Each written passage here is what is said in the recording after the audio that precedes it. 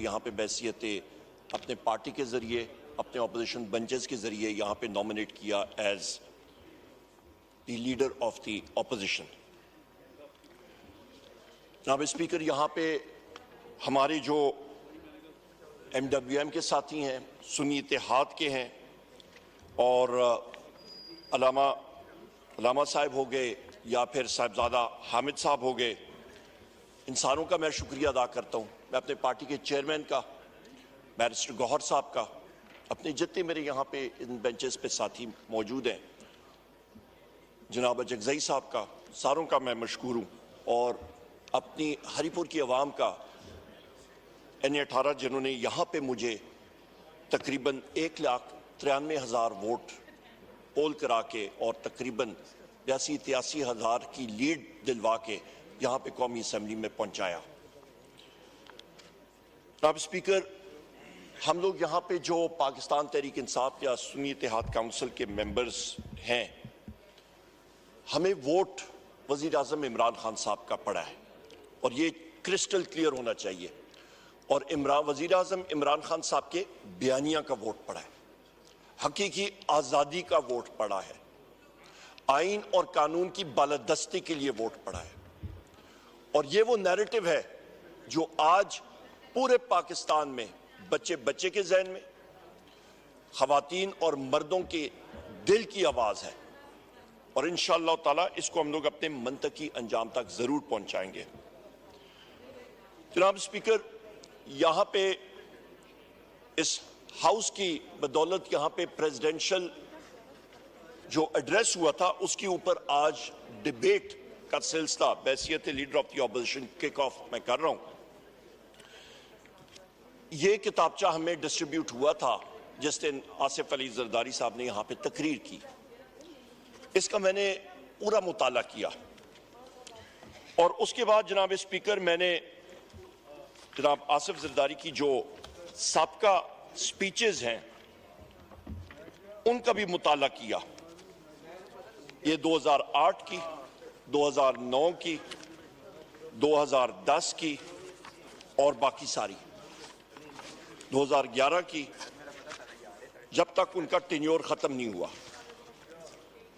अभी अलमिया ये जनाब स्पीकर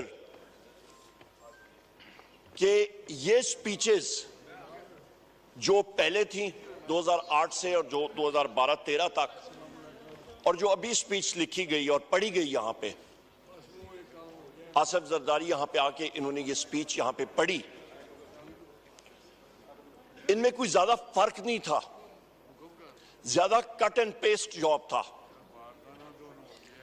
यहां पे जो कट एंड पेस्ट जॉब हुआ था, लिहाजा इनको जरा खामोशी, इनको जनाब स्पीकर मैं गुजारिश करूंगा यहां पे जरा ये गवर्नमेंट बेंचेस पे आवाज जरा टोन डाउन कर लें या गैलरीज में तो बेहतर होगा, अच्छी बात होगी। ऑर्डर इन द हाउस या करा दें। ये राना तनवीर साहब काइंडली वो वहां से एको होती है आवाज जहां पे आप तशरीफ रखते हैं, जरा सा इधर होके बैठ जाइए जी। थैंक यू, बहुत शुक्रिया जनाब स्पीकर। नहीं, सब इसी तरह सुनेंगे, डोंट वरी, इंशाल्लाह जब गवर्नमेंट भी बहुत शुक्रिया जनाब speaker for imposing discipline in the house. जनाब स्पीकर, जिस तरह मैं कह रहा था कि ये कट एंड पेस्ट जॉब था और बजाय इसके कि एक प्रेसिडेंट के मनसब पे जो शख्स आता है वो कोई ना कोई चीज सामने रखेगा इस हुकूमत के लिए, बिलखसूस उस दौरानिया में जिस वक्त पाकिस्तान पीपल्स पार्टी जो है उसने रिफ्यूज किया हुआ है कि वो इनके साथ हुकूमत में है भी और नहीं भी, ये भी एक अलमिया है। सो लिहाजा बजाय कोई मुस्बत प्रोग्राम देने के इस स्पीच में तो कोई इस तरह की खास चीज नहीं थी जिसके ऊपर हम लोग जवाब दे सके। जहां तक उन्होंने कहा कि डेमोक्रेटिक इंस्टीट्यूशंस के बारे में, सो यही वो अलमिया है जनाब स्पीकर जहां से मैं आगाज करूंगा कि पाकिस्तान में इस वक्त जिस चीज का फौकदान है वो है सही जमहूरियत। यहां पे जनाब स्पीकर मैं ये जरूर कहूंगा कि director general inter services public relations ने जो प्रेस कॉन्फ्रेंस की, उसको मैं यहां से, मैंने प्रेस में भी बात की, सेमिनार में भी बात की, उसको हम इन टोटो रिजेक्ट करते हैं।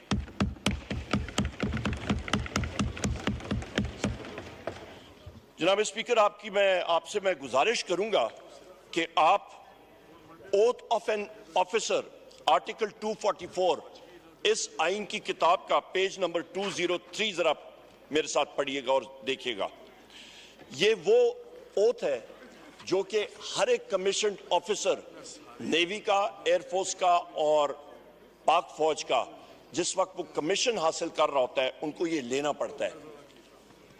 और एकेडमी जूनियर अंडर ऑफिसर, उसने झंडा पकड़ा होता है और वहां पे ये ओथ पढ़ा जाता है। मैं पढ़ के आपको सुना देता हूं। I do solemnly swear that I will bear the faith and allegiance to Pakistan and uphold the Constitution of the Islamic Republic of Pakistan, which embodies the will of the people, that I will not engage myself in any political activities whatsoever, and that I will honestly and faithfully serve Pakistan in the Pakistan Army, Navy or Air Force as required by and under the law. May Allah Almighty help and guide me. Ameen. ये वो oath है जो DGISPR ने press conference की। जनाब speaker, वो एक political press conference थी और यहां पे ये अंग्रेजी में जिसको कनंड्रम कहते हैं, एक अलमिया आ जाता है। ये एक चीज प्रूव करता है कि उनके बयानिए में ही बाइपोलर डिसऑर्डर है। उनका बयानिया खुद ही कंफ्यूजन का शिकार है और वो इंटरफियर कर रहे हैं पॉलिटिकल रेल्म में। Definition of a state, page 7,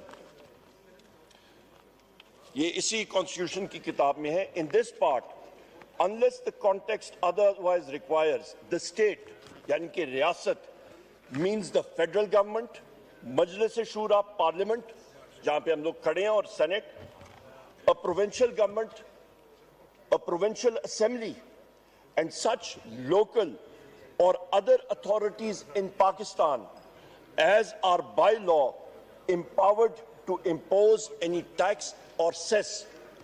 यानी कि जनाब स्पीकर, जो आइन इस पे जो रियासत की डेफिनेशन है वो इदारा है कौमी असेंबली, मरकजी हुकूमत, सूबाई हुकूमत, सूबाई असेंबलीज, टीएमए आपकी तहसील, म्यूनिसिपल एडमिनिस्ट्रेशन आपकी, या टाउन कमेटी जो आप पे टैक्स इंपोज कर सकती है, वो रियासत है। पर जो सिक्योरिटी इदारे हैं जनाब स्पीकर, वो रियासत नहीं है। हाकमियत जो है वो रब्बुल इज्जत की है और उसके बाद पाकिस्तान की अवाम की। लिहाजा जनाब स्पीकर, जो सिक्योरिटी इदारे हैं वो पॉलिटिक्स में इंडल्ज नहीं कर सकते एज पर दिस कॉन्स्टिट्यूशन, और उनकी ये प्रेस कॉन्फ्रेंस होनी ही नहीं चाहिए थी। इसके साथ साथ जनाब स्पीकर, आपकी अटेंशन मैं पेज 7 पे फिर मबजूल कराना चाहता हूं कि वहीं पे आ जाएं कि आप पढ़ लें कि आर्टिकल 5 क्या कहता है। आर्टिकल 5 इसी आइन का कहता है, loyalty to the state is the basic duty of every citizen। लिहाजा स्टेट जिसकी डेफिनेशन मैंने आपके सामने रख दी, जिस पे सिक्योरिटी के इदारे नहीं है, वो पार्लियामेंट है, वो इलेक्टेड गवर्नमेंट्स हैं, वो तहसील म्यूनिसिपल एडमिनिस्ट्रेशन हो सकती है। उनकी तरफ लॉयल्टी जो है वो हर एक शख्स, चाहे वो मुसल्ला अफवाज का मेंबर हो या वो सिविलियन हो, वो लाजिम है। और मुसल्ला अफवाज में तो ये बाकायदा ओथ ली जाती है। सो लिहाजा जनाब स्पीकर, इस पे कोई इस चीज को, इस रेड लाइन को या क्रॉस करे तो next article, the famous article 6 उस पे नाफिज होता है जनाब स्पीकर, जो हाई ट्रीजन का होता है। सो लिहाजा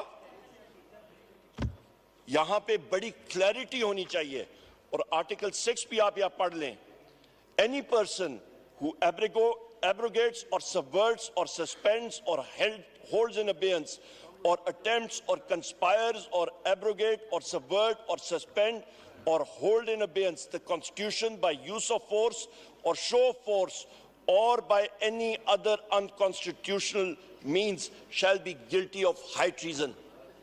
आइन वाज़े है जनाब स्पीकर, कॉन्स्टिट्यूशनल लिमिट्स सारे इदारों की, चाहे वो जुडिशरी हो, चाहे वो आपकी गवर्नमेंट हो, चाहे जो इदारा हो, उसकी लिमिट्स क्लियरली डिफाइंड है। और इस फ्लोर ऑफ द हाउस से मैं यही कहूंगा कि हर एक इदारा पाकिस्तान की बका के लिए, पाकिस्तान की सालमियत के लिए अपनी लिमिट्स के अंदर काम करे तो पाकिस्तान इंशाअल्लाह ताला तरक्की करेगा। जनाब स्पीकर, यहां पे मैं इस बात पे भी आऊंगा कि आप जिस वक्त बात करते हैं आइन की और फ्रीडम ऑफ स्पीच की, तो आइन का आर्टिकल 19 भी पढ़ लें। यहां पे क्लियर कट लिखा हुआ है फ्रीडम ऑफ स्पीच, जो पाकिस्तान में आजकल जनाब स्पीकर बहुत शॉर्ट सप्लाई में है। यहां पे फ्रीडम ऑफ स्पीच नामी कोई चीज कम होती जा रही है। ट्विटर या एक्स, उसको सस्पेंड किया गया है। हमारे ये मीडिया के हजरात ऊपर देखें, ये बात नहीं कर सकते हैं। इंटेलिजेंस एजेंसीज का रोजाना इनको इंस्ट्रक्शंस आ रही होती हैं, और मुझे पूरा यकीन है जो इस वक्त मैं ये स्पीच कर रहा हूं, यहां पे ये स्पीच वहां पे या उस पे ब्रेक्स आ रही होंगी या कमर्शियल ब्रेक्स में जा रही होंगी या टेलीकास्ट ही नहीं हो रही होगी। ये हमें मालूम है, क्योंकि पाकिस्तान में इस वक्त मैं पहले भी कहता हूं, आप लाइव जा रहे हैं जनाब स्पीकर, यहां पे तो हो रहा है पर वहां पे मुश्किल होता है, यहां पे ये नहीं होता। आर्टिकल 19 जरा पूरा पढ़िएगा। यहां पे जनाब स्पीकर, यहां पे ये चीजें जो है ये बिल्कुल ये कट के आती है। हमने देखा हुआ है, जिस वक्त पहले भी डेप्यूटी स्पीकर साहब प्रिजाइड कर रहे थे जी, जिस वक्त आप उस वक्त प्रिजाइड नहीं कर रहे थे, वहां पे भी हमने यही चीज उठाई थी। जनाब स्पीकर, यहां पे हमने हमेशा से ये डिमांड किया है कि आपने, पीटीआई ने टाइम एंड अगेन बात की है कि 9 मई के हवाले से एक इंडिपेंडेंट जुडिशल कमीशन बनना चाहिए और जिसको एक्सेस होनी चाहिए तमाम सीसीटीवी फुटेजेस की, और ये जो है ट्रूथ मस्ट प्रिवेल। जनाब स्पीकर, सच्चाई को सामने आना चाहिए। हम लोग आइन और कानून की बात कर रहे हैं, बिल्कुल ट्रूथ सामने आना चाहिए। मैं 19 पढ़ रहा हूं। यहां पे जनाब स्पीकर DGISPR ने बात की कि प्रायर ईयर 19 पढ़ दूं पूरा जी? जी मेरे पास है जनाब स्पीकर, आप पढ़ दीजिए। मैं पढ़ के आपको सुना देता हूं जी। Freedom of speech.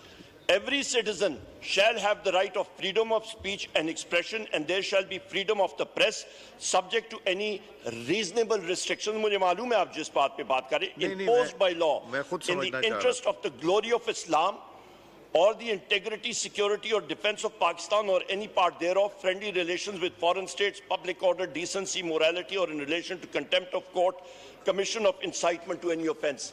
इस पे से कोई ऐसी चीज नहीं है जनाब स्पीकर जो इस स्पीच में हो या पाकिस्तान तहरीक इंसाफ ने की हो। नंबर 1। नंबर 2 जनाब स्पीकर, आपको मैं क्लियर कट ये बता दूं कि यहां पे जब DGISPR ने कहा कि प्रायर ईयर्स की कमीशंस होने चाहिए, तो बहुत अच्छी बात है जनाब स्पीकर। हम लोग ये इस हाउस के जरिए ये डिमांड करते हैं कि fail for Hamoodur Rahman commission report भी पब्लिक होनी चाहिए, उसके साथ ओजड़ी कैंप इंक्वायरी रिपोर्ट भी सामने आनी चाहिए, उसके साथ जनाब स्पीकर एबटाबाद कमीशन रिपोर्ट भी सामने आनी चाहिए, उसके साथ साथ आर्मी पब्लिक स्कूल इंक्वायरी और कमीशन रिपोर्ट भी सामने आनी चाहिए, और मुल्क और कौम के सामने ये तारीखी जो रिपोर्ट्स और कमीशन है ये जरूर सामने आनी चाहिए।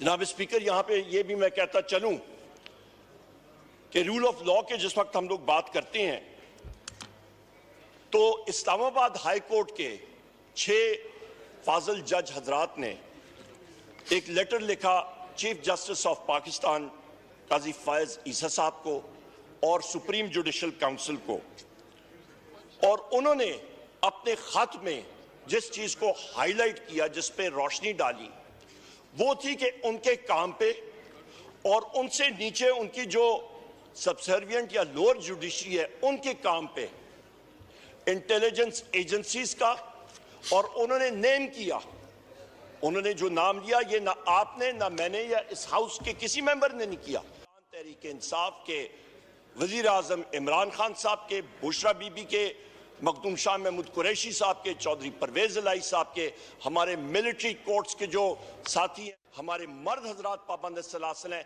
उनके केसेस में जनाब स्पीकर ये सारी की सारी मुदाखलत हो रही थी और ये उन्होंने ऑन रिकॉर्ड लाया। इसके साथ साथ जनाब स्पीकर,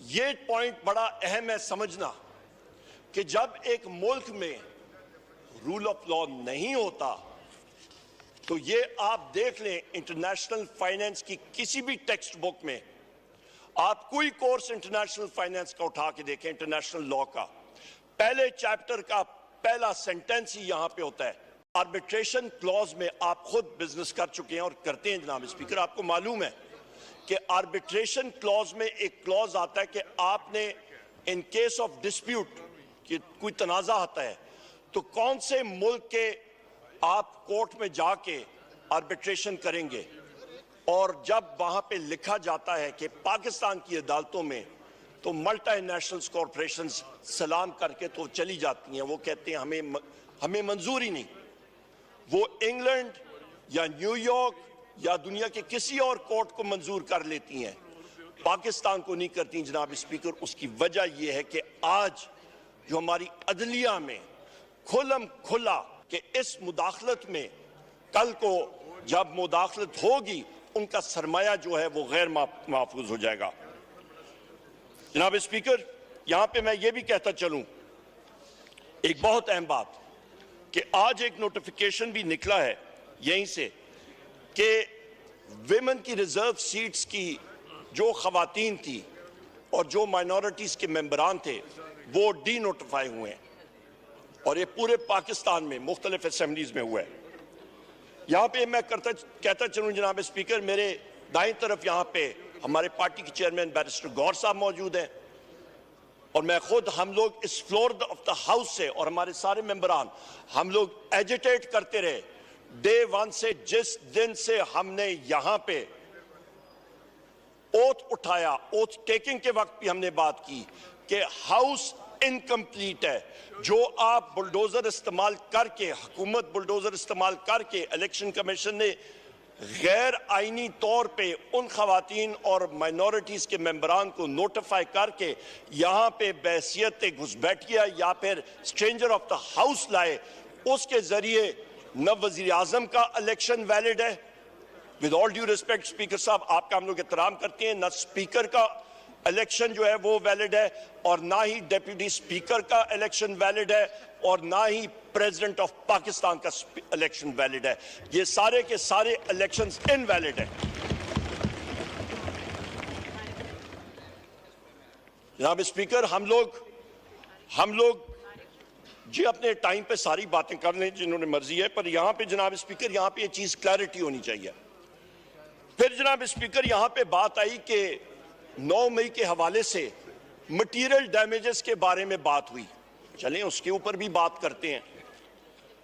तो जिस वक्त बेनजीर भुट्टो साहिबा का इंतकाल हुआ और जो बॉम्ब ब्लास्ट हुआ और शूटिंग अटेम्प्ट हुई, मेरी बात तो सुन ले भाई, मेरी बात या कंप्लीट करें तो आप सुन लेंगे बात जी।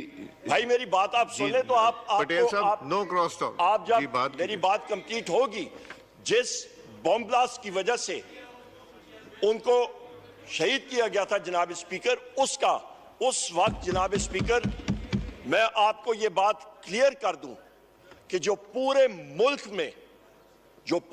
में वायलेंस हुई थी उसकी आप या रकम आप या सामने लाएं जनाब स्पीकर, तो उसमें तकरीबन 27 दिसंबर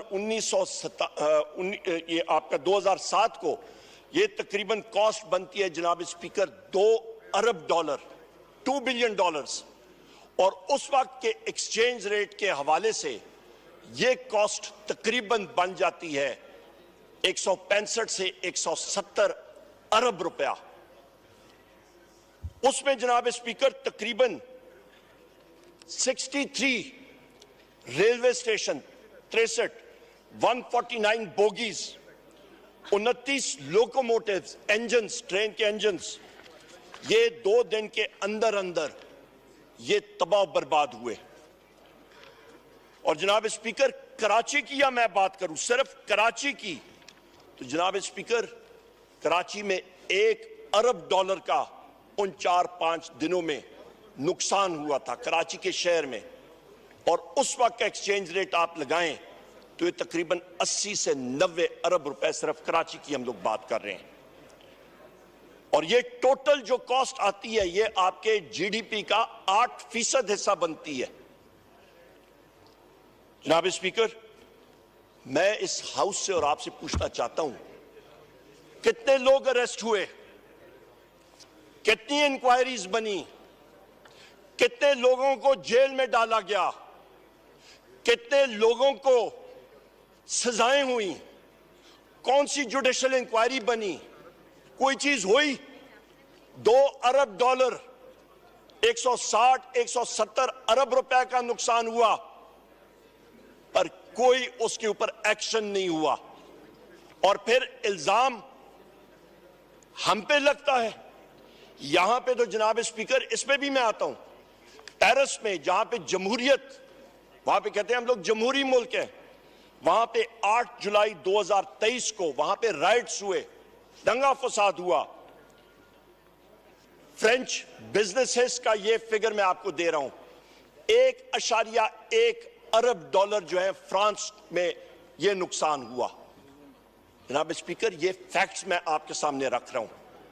यहां पे तो जनाब स्पीकर मैं यहां पे क्लियर कट कर दूं कि 9 मई एक बहाना था, वजीर आजम इमरान खान निशाना था।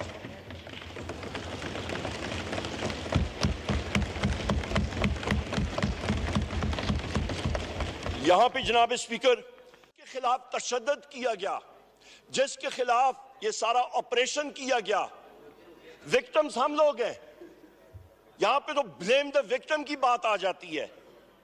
सेक्रेटरी इंटीरियर को बुलाया गया और उससे पूछा गया, जुडिशियल कॉम्प्लेक्स में सीसीटीवी कैमरास गायब हो गए, उससे पूछा गया, एविडेंस मुख्तलिफ जगहों का गायब हो गया। सेक्रेटरी इंटीरियर कहता है मुझे तो पता ही नहीं। जनाब स्पीकर, ये एविडेंसेस कौन उठा के लेके जा रहा है? सेपरेशन ऑफ एविडेंस, जो आपका सबूत गायब करना, ये तो कानून की खिलाफ वर्जी है और जुर्म है। और ये पीपीसी के तहत ऑब्स्ट्रक्शन ऑफ जस्टिस है।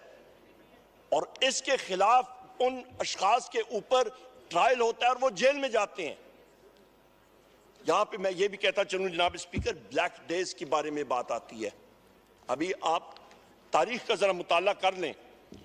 11 मार्च 1971, इस दिन उस वक्त के सदर जनाब जनरल याहिया साहब जाके मिले शेख मुजीबुर रहमान साहब से, और इसलिए मिले कि कौमी असेंबली की सेशन का डेट फिक्स करने। The rest is history. उसका फिर उस सानिया का फिर जो एंड रिजल्ट है वो 16 दिसंबर 1971 का है, जिस वक्त मुल्क 2 लाख हुआ, ईस्ट पाकिस्तान हमसे अलहदा हुआ। जो आपका जनाब स्पीकर जो ब्लैक डे है, तो ब्लैक डेज मुल्क की तारीख में ये ब्लैक डेज हैं। यहां पे जनाब स्पीकर मैं यहां पे यह भी वाजे कर दूं कि वो फैसला जनरल याहिया साहब के वाहिद उसका था, इसमें पाकिस्तान आर्मी इन्वॉल्व नहीं थी, फर्दे वाहिद का डिसीजन था। और इसी तरह लंदन प्लान में पाकिस्तान आर्मी मुलवस नहीं थी, एक फर्दे वाहिद का डिसीजन था। जनाब स्पीकर, बारहा बार मेरे वजीर आजम इमरान खान साहब ने एक बात कही है, और हम सब ये बात डिमांड करते हैं कि कमिश्नर रावलपिंडी जनाब लियाकत चट्टा जो हैं वो सीन से किधर गायब हो गए? उन्होंने तो सनसनीखेज इंकशाफात किए 8 फरवरी 2024 के इलेक्शन के हवाले से। उन्होंने क्लियर कट बताया कौम को कि किस तरह रात को दिन में और दिन को रात में तब्दील किया गया। आपका फॉर्म 47 के जरिए 70 और 80 हजार की लीड्स के लोगों को 24 घंटे के अंदर अंदर तब्दील किया गया, स्टफिंग्स की गई, टेक्निकली उनको उड़ाया गया। जनाब स्पीकर, अंग्रेजी में कहते हैं this is indeed a shameful act. इसकी तारीख में इस तरह की मिसाल नहीं मिलती। और उसके बाद उन्हीं कमिश्नर रावलपिंडी लियाकत चट्टा को गायब किया जाता है। 4-5 दिन वो कहीं पे चिल्ला काटते हैं, हिमालय या हिंदू कुश की पहाड़ियों की चोटी पे, शायद केटू की चोटी में गए होंगे। सर्दियों का मौसम था, 4 दिन केटू की चोटी पे वो या नंगा पर्वत की चोटी पे वो चिल्ला काट के जिस वक्त वापस आए तो माशाल्लाह उनका सॉफ्टवेयर अपडेट हो चुका था। यह एक अलमिया है जनाब स्पीकर, जो हमारी तारीख का एक बहुत बड़ा स्याह बाब है। जनाब स्पीकर, रावलपिंडी कमिश्नर लियाकत चट्टा को फिलफोर एक कमीशन के सामने बुलाया जाए। एक इंडिपेंडेंट कमीशन आपके 8 फरवरी के इलेक्शन के ऊपर जुडिशल कमीशन बनना चाहिए और दूध का दूध और पानी का पानी होना चाहिए, जिसकी वजह से यहां पे 94 नहीं इंशाअल्लाह ताला 180 मेंबरान पाकिस्तान तहरीक इंसाफ के होंगे।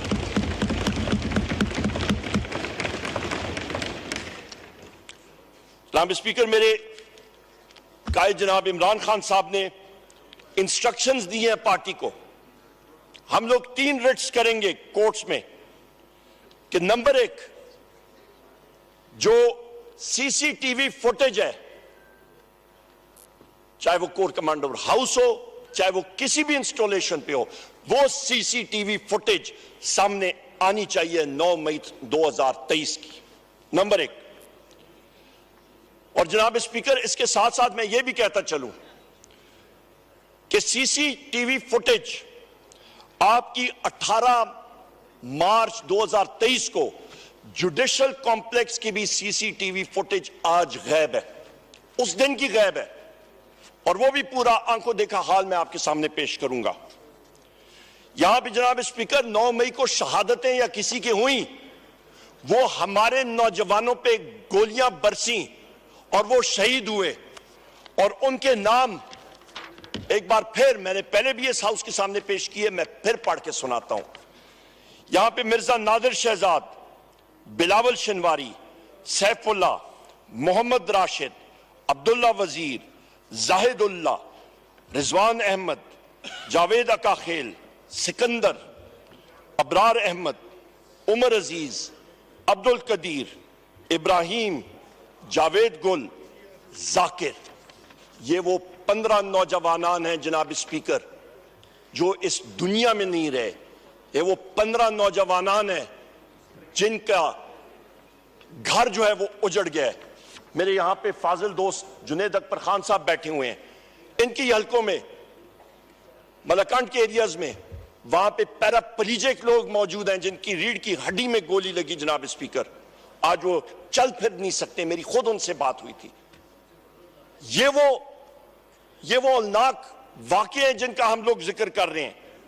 तो लिहाजा जनाब स्पीकर, हम लोग फिर बात करते हैं कि ब्लेम द विक्टिम, जिस पे तशद्दुद किया गया उसी को आप कसूरवार ठहरा रहे हैं। ये कौन सी दुनिया का हिसाब है? ये कौन सा इंसाफ है?